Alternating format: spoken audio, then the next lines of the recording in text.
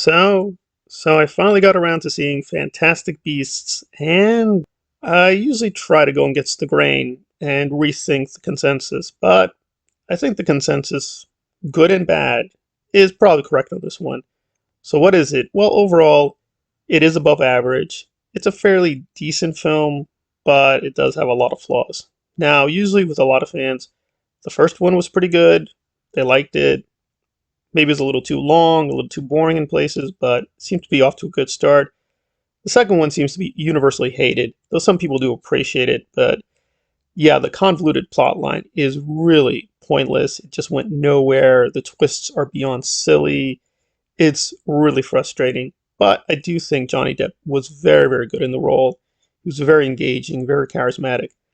Still a little puzzled why certain characters made the decisions they did. I mean, for a franchise called Fantastic Beasts, don't have many Fantastic Beasts, so that's been one weird thing with this franchise. They just don't have a lot of Fantastic Beasts.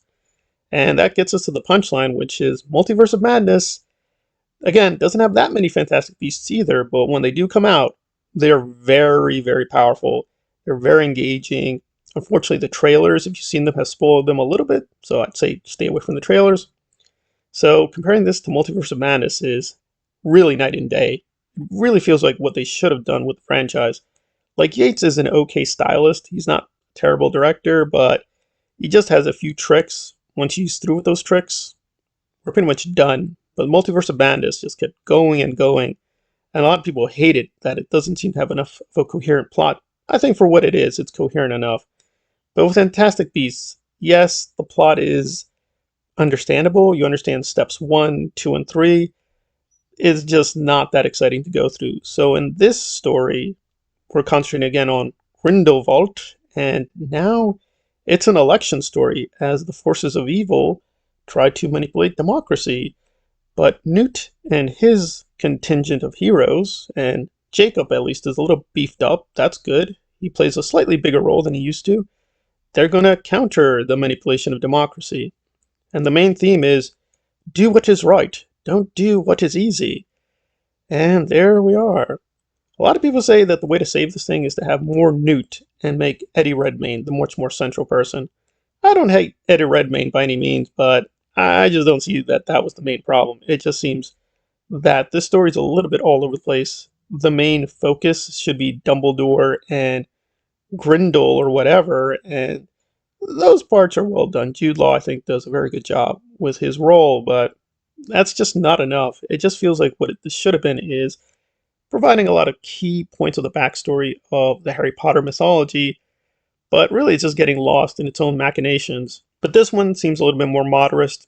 JK had some writing help. It's a little curious because she does the screenplays.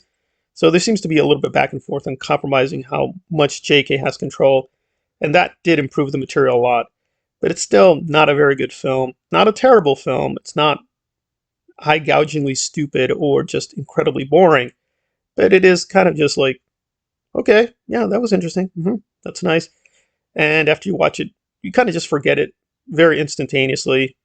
Like the finer details, I'm already forgetting, and I saw this just a while ago. I think about maybe a week ago, and again, it's just not sticking with me, or even why I should care. It just feels like they're just going through the motions.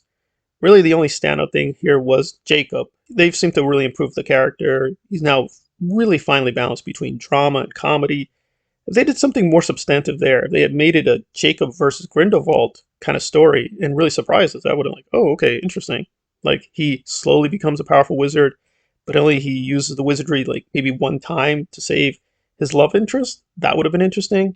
And I think Queenie's also a really interesting minor character, but yeah, the main characters, the main story, I don't really care. And they're sometimes engaging in really, really shallow fan service, which again, Multiverse of Madness, people are saying shallow fan service. No, Fantastic Beasts does a lot of shallow fan service. Now, I don't know all the Harry Potter films, so I'm going to try to go through them and then maybe take a look again at key scenes. I'm sure I'm missing some Easter eggs. And the conceit and twist is fine with one of the Fantastic Beasts. They do play a role in how there's a plot twist, but I kept thinking to myself, and again, it depends on the movie whether I really get obsessed with plot holes or plot issues, but I think to myself, Wouldn't they anticipate that maybe this beast could be manipulated? Wouldn't they plan ahead for this? But nope, they're really surprised. Like, oh, he did that. And you're like, yeah, he's the bad guy. He would do something like that. It's kind of like that. If you concentrate on its very weak points, you're not going to like this a lot. But if you just sort of take it for what it is, it's very good cinematography. Special effects are passable. The performances are mostly okay, but a lot of it is like, it's not very excellent in most cases. And, it'll be for what it is. It's fine. It's like a very nice, fine meal you eat at a restaurant, but you're probably not going to want to go back there. You're going to be like, that was a nice experience, but nothing outstanding enough for you to revisit it. Yeah, hopefully they'll just have one more, make it a quartet and not the 5-part story they wanted, because it's not all that interesting, frankly.